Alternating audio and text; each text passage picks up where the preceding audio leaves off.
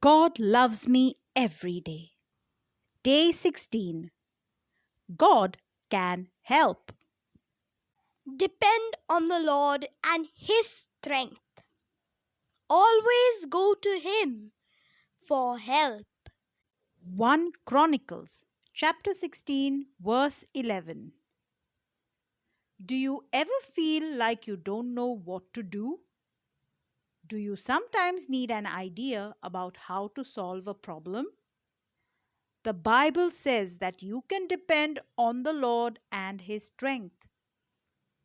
That means He won't let you down. You can ask God to help you when you need answers to your problems.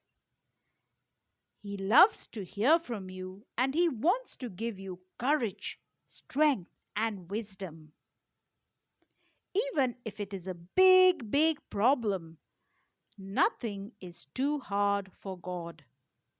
You are His precious child, and He promises to be your helper.